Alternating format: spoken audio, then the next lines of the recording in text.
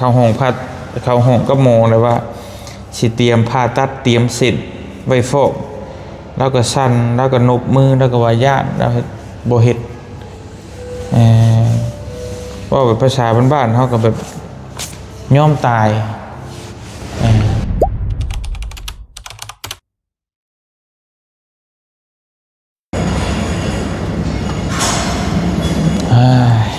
มาพี่น้องเลย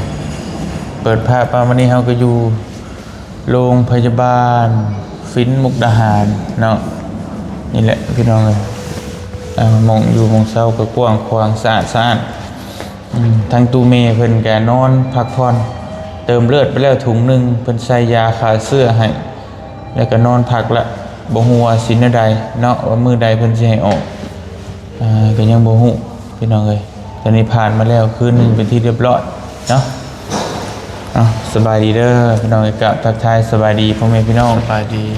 เปิดสุขุทุกคนคือเก่าเนาะวันนี้ก็มาพบมาพ่อกันบ่เตียงกับบ่รี2คนพี่น้องเนาะมาเฝ้าแม่เต็มคืนนี่แหละอาการก็คือเก่าเดิมๆพี่น้องเนาะจักสิว่าจังไดปัญหาที่แก้บ่ตกเนาะเรื่องราวของเมย์บ่เตียงนี่ก็เป็นปัญหาที่แก้ยากที่สุดเพราะว่าตามเบิ่ง FC คอมเมนต์นี่ก็มันไปแนวทางที่ว่าให้ฟอกสักประมาณ 90% 90กว่าเปอร์เซ็นต์เพิ่นให้ฟอกเนาะแล้วบัดนี้มันมาติดมายากตรงที่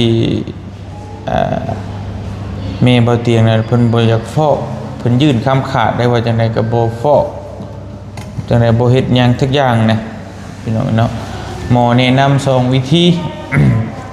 บ่เตียงก็ไปคุยกับหมอเพิ่นมื้อนั้นผู้เชี่ยวชาญทางด้านโรคไตเพิ่นแนะนำว่ามี2วิธีแรกคือฟอกวิธี2คือเปลี่ยนไตแต่เราก็บอกเอาว่าทั้ง2อย่างบอกอย่างสักอย่างเลยนะพี่น้องอันนี้ก็ยังบ่เตียงบังคับมานะคือพี่น้องเห็นน้ำกันในคลิปเมื่อวานเนี่ยว่าพามาหมอเราบ่มาแล้วเมื่อยขนาดเมื่อยก็ยังบ่อยากมาเราเว้าแบบภาษาบ้านๆเฮาก็สิยอมตายอยู่เฮือนน่ะนะบ่ไปตายอยู่โรงพยาบาลน้อมตายอยู่เฮือนเฮ้ายากอีดีเลยพี่น้องนะบ่เตียงก็จักแนวสิว่าหลายผู้หลายคนก็บอกว่าฟอกเด้อบ่เตียงฟอกเมนอยู่บ่เตียงก็จะให้ฟอกแต่ว่าเราอันบ่ฟอกคือบ่เตียงตอนนั้นก็พามา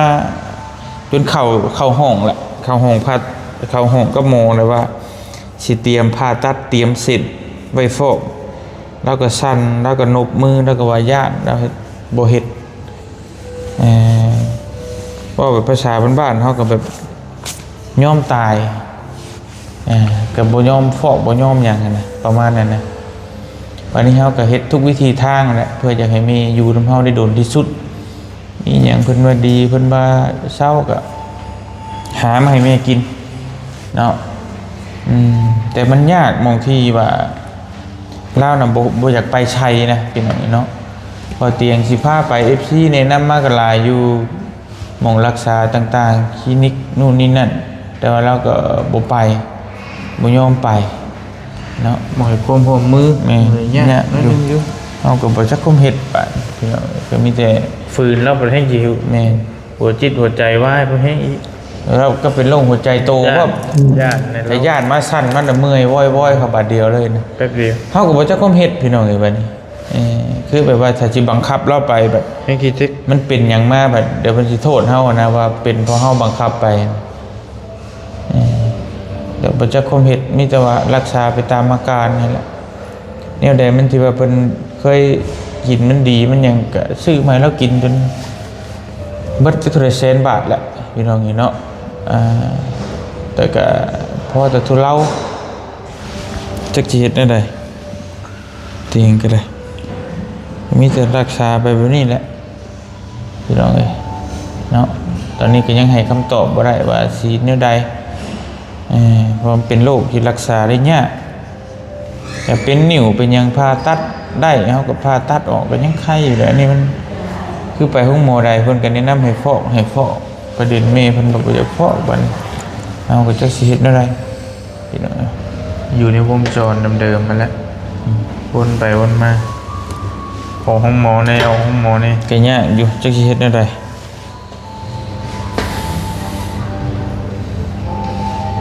กลับไปแล้วก็เมื่อยแล้วก็กลับมาอีกพี่น้องเนาะ FC หลายคนเพิ่นก็วางดีแนะนำให้ฟอกแต่ว่าเฮาก็สุดแต่ว่าจะให้เพิ่นฟอกแต่ว่ามันโตแล้วเองบ่อยากบ่ให้ความร่วมมือบ่อยากเฮ็ดหยังเลยนะเฮาก็เฮ็ดหยังบ่ได้บัดนี้พี่น้องเอ้ยมีแต่ว่ารักษาไปตามอาการนี่แหละเนาะจังไดก็ขอขอบใจหลายๆ FC บ่ทุกคนที่แนะนำเนาะเนี่ยดีๆแหละพี่น้องเอ้ยเฮาก็ขอบใจขอบบุญขอบคุณหลายๆที่แนะนำเฮาก็บอกแม่อยู่บอกเบิดนะพี่น้องเอ้ยทั้งหมอก็สักเท่าไหร่คนมาเกลี้ยกล่อมให้เราฟอกแต่เราก็บ่จักฟอกเราก็ญาติบ่อยากเฮ็ดหยังนะจักสิเฮ็ดอะไรบ่เตียงก็ได้ฟังไปแหละมันไตมันหน่อยแห้งฮอดขันฟอกเลยยังเหลือจัก20%นี่ก็ยังหายใจม่วนอยู่ใครอยู่นี่มันขั้นสุดท้ายเลยนะวิกฤตเลยนะพี่น้องไตวายมันเอิ้นบ่แม่บ้านเราเอิ้นมักไขหลังกำลังเสื่อมเห็นอยู่คลินิกเขาโฆษณาก็แต่จักได้หลายอยู่เด้งขึ้นมารักษาได้วายก็ได้อยู่ลาวนะแต่ตัวมันค่อยไปนั่นแหละพาเราไปอยู่เวียงจันทน์พาเราไปตอนนั้นมันเป็นคลินิกยาสมุนไพร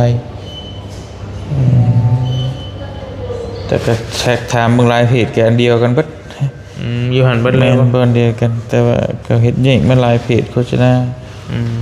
เป็นคลินิกแพทย์เฉพาะทางอันว่าแพทย์ไตอย่างเดียวแพทย์ทางเลือกบ่แม่นรักษาเบิดทุกโรคแต่ว่าเกี่ยวกับแนวมันบ่แม่นโรงหมอนะเป็นคลินิกรักษาเกี่ยวกับโรคเสื่อมเนี่ยมันเสื่อมเลยครับฟื้นฟูมาผู้ได้ผู้บ่ได้นี่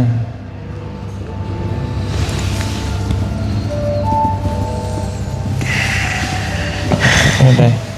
เนาะไปลบไม้เที่ยวเขาก็มีอยู่เพิ่นส่งมาบอกอาทิตย์แรกเพิ่นว่าแต่บ่ยอมฟอกมันสิอยู่ในวงจรประมาณนี้ไปเที่ยวเขาโรงพยาบาลเป็นว่าเล่นเลยนะไปลบมาลบไปลบมาอย่างเงี้ย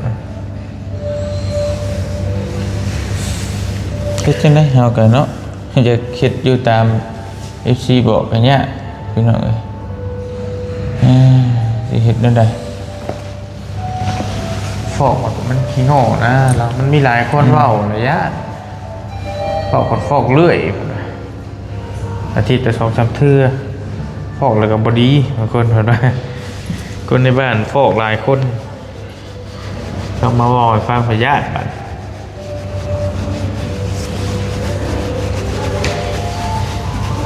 คือถ้าฟอกก็ใจบ่สู้ก็ยากคือเอานี่แฮงชุดไว้เนาะใจบ่สู้เพราะมันเป็นอย่างที่แบบว่าต้องให้ความร่วมมือเลยต้องให้ความร่วมมือแล้วมันเป็นอย่างที่ว่าใจเฮาต้องอยากดีอยากเศร้าอยากอยู่หั่นน่ะวันนี้บางคนบอกท่ออ่ะเข้าไปมันก็เจ็บด้วยใช่แทงตลอดว่ะเข้าไปเจ็บไปต้องนอนห้องหมอตลอดเลยมันต้องฝืนตลอดน่ะมันก็บ่ง่ายนะใช่ป่ะนี่ยากเติบอยู่เป็นโรคที่ยากอันใดเฮาผู้ที่ท่านได้เป็นควรป้องกันพี่น้อง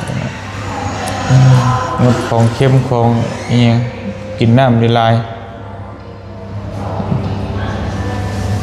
ถ้าเป็นมาแล้วเนี่ยโรคไตโรคตับโรคไตตับกับพวกแรกอยู่แล้วตับกันเนาะพวกแรกเนี่ย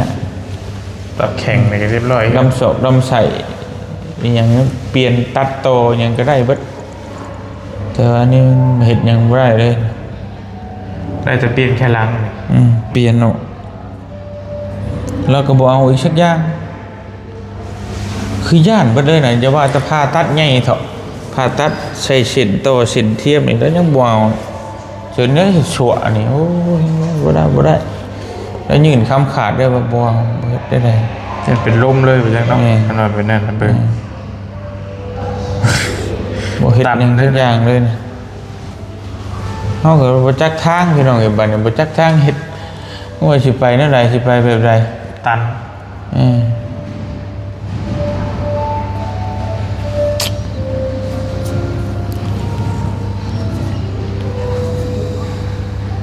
มีแต่ภาวนาให้เราอยู่นำเฮาได้โดนที่สุดนั่นแหละเนาะทำที่บุญเรามีบุญเราสั่งสมมาทำใจลำบากอยู่ได้พี่น้องเนาะแม่นอยู่ว่าเกิดแก่เจ็บตายเป็นเรื่องธรรมชาติเฮาก็ศึกษาธรรมะมาก็ได้เติบเนาะมันเป็นเรื่องของวงจรสัตว์โลกเวียนว่ายตายเกิดแต่ว่าพอมาฮอดเมย์เฮาแล้วมันก็ทำใจลำบากเมย์ทั้งคนน่ะ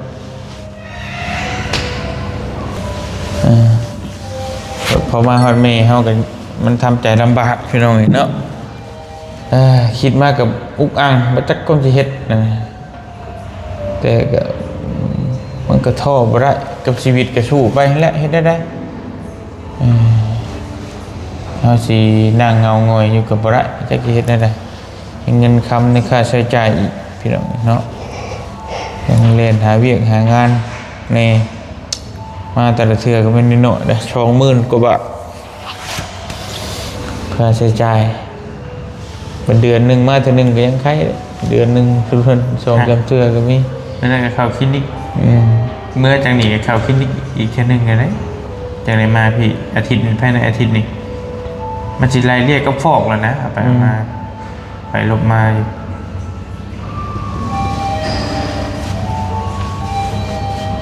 จากนี้เลยนะพังไปพี่น้องประจักแนวชีว่าบนเตียงก็ได้ มัน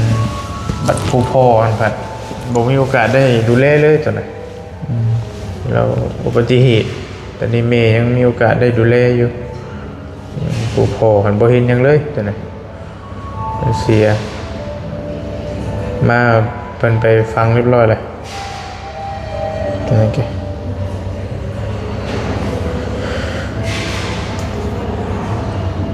10 ปลายปีแล้วที่เราเสียกันเนาะประตูเนาะ แม่น เท่าพ่อแท้ 20 ปีตอนนั้นข่อยอายุ20 ปีบ่แล้วเสียแล้วตายตอนนี้31 32มัน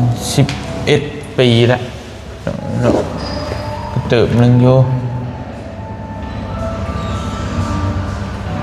ก็บ่จักแนวแหละแต่มันฮอดมื้อฮอดยามมันจักเฮ็ดได้เฮาก็พี่น้องเอ้ยแต่เฮามีวิธีรักษาอยู่เฮาบ่รักษาก็ยังว่าไปอย่างนี้เฮาก็สุดความสามารถแล้วจักสิเฮ็ดแนวใดหั่นน่ะจักสิเฮ็ดแบบใด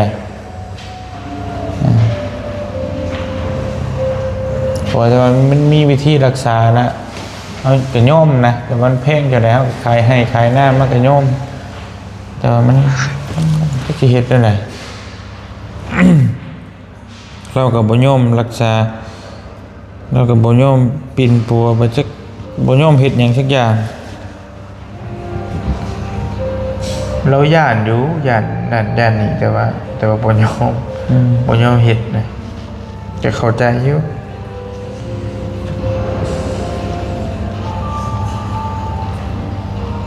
จะพังไปแหละพี่น้องเอ้ยเคารพในการตัดสินใจของเราเฮาก็ได้จักแนวสิว่า ฝืนอะไรมันดำเถื่อพายุเนาะผ่าตัดตับบาดเดียวแล้วพายุอันนี้ฟอกแล้วมันท่องฟอกตลอดแต่สมมติว่าเขาฝืนเขาใช้ยาสลบใช้อย่างเล่าเนี่ยตัดสินใจผ่าตัดออกขวดออกบาดเดียวแล้วนะแม่นยุ เพราะว่ามันต้องให้ความร่วมมือดีเลยบัดอนาคตถ้าฟอกมื้อหน้าถ้าเราบ่มาฟอกก็ยากอีก ค่อนข้าง ถ้าเราบ่อยากมา ผมมันต้องใจแล้วอยากมาอีก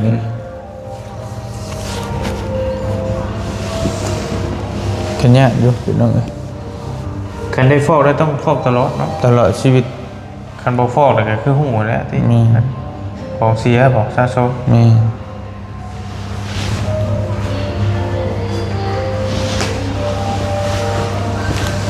เอ้ามีแต่พี่น้องคอมเมนต์มาเบิ่งผู้ใดที่ว่าพ่อแม่ญาติพี่น้องเคยเป็นแบบนี้นี่เนาะเคยเป็นแบบที่แม่บ่เตียงเป็นบ่อยากฟอกบ่อยากหยังบ่อยากเฮ็ดหยังพี่น้องเคยมีประสบการณ์แบบนี้แล้วก็คอมเมนต์มาบอกทางบ่เตียงนี่เนาะ ก็มีหลา ว่าย เฮาสิควรเฮ็ดแบบใดนะในกรณีแบบนี้บ่เตียงก็เมื่อยพี่น้องเนาะบ่จักคมเฮ็ดเคยพาคนไปรักษามาหลายคนหลายคนก็ประสบผลสำเร็จเนาะแต่ว่ามาเพราะว่านั่นเพิ่นให้ความร่วมมือนะเพิ่นคือน้องโมกับพาตัดนี่ก็ยอมขอแต่ว่าหายนะน้องชิงชัยก็พาไปน้องหน้าก็ไปถ้าเพิ่นบ่ยอมพาตัดก็คือสิบ่ยากอันนั้นก็บ่เศร้าดอกแต่แม่แล้วเพิ่นบ่ยอมก็สิเฮ็ดจังไดก็บ่ยอมแล้วมันเป็นโรคที่แบบยากพี่น้องมันบ่คืออย่างอื่นเนาะ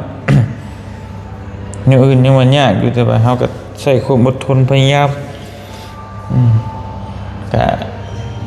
สำเร็จนะแต่นี่พอมาเจอแม่ตัวเองเราบ่จักคงเฮ็ดได้บาด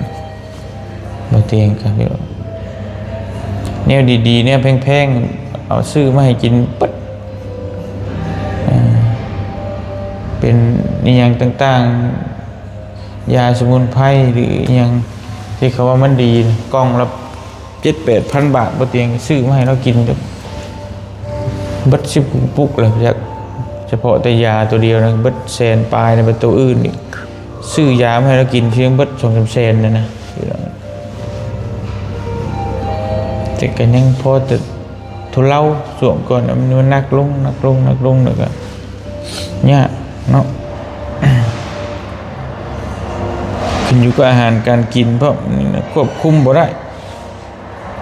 เราก็กินตามเพื่อใจนี่พี่น้องแบบแน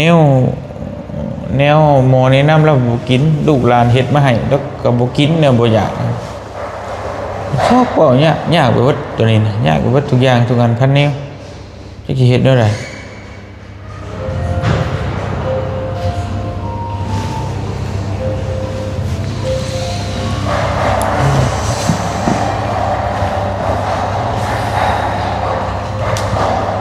จะนั่งเจ้าอยู่ที่ละพี่น้องอยู่มุกดาหารนี่แหละ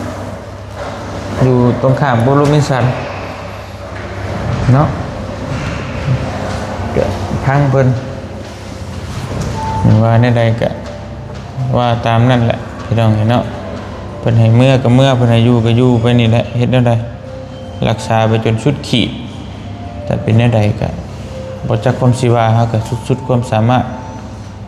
ได้แต่ภาวนาให้เพิ่นดีเพิ่นเศร้าอยู่กับเฮาไปโดนๆเนาะ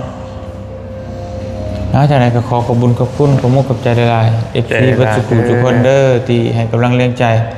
และก็ให้การติดตามรับชมโดยตลอดมาเนาะขอมุกกับใจขอบคุญขอบคุณหลายๆมื้อนี้ก็บ่เตียงบ่ได้ไปใส่เบิดมื้อพี่น้องก็อยู่โรงพยาบาลเฝ้าแม่เด้อขอโทษขออภัยหลายๆบ่ได้ถ่ายคลิปให้พี่ให้น้องได้เบิ่งได้ชมพี่น้องเนาะมีแต่ขอตัวหากินข้าวกินน้ำก่อนจะเล็กจะน้อยแล้วก็ขึ้นไปเฝ้าน้ำเล้าต่อเดี๋ยวเป็นใดบ่เตียงก็สิมาอัปเดตข่าวๆแจ้งให้พี่ให้น้องได้รับไปชมเพิ่มเติมเนาะสำหรับมื้อนี้ขอตัวลาไปก่อนพี่น้องสบายดีเด้อพี่น้องเด้อขอมุกขอบใจหลายๆเนาะมีใดๆก็คอมเมนต์อยู่ใต้คลิปเด้อพี่น้องเด้อเดี๋ยวบ่เตียงสิเข้าไปอ่านเบิ่ง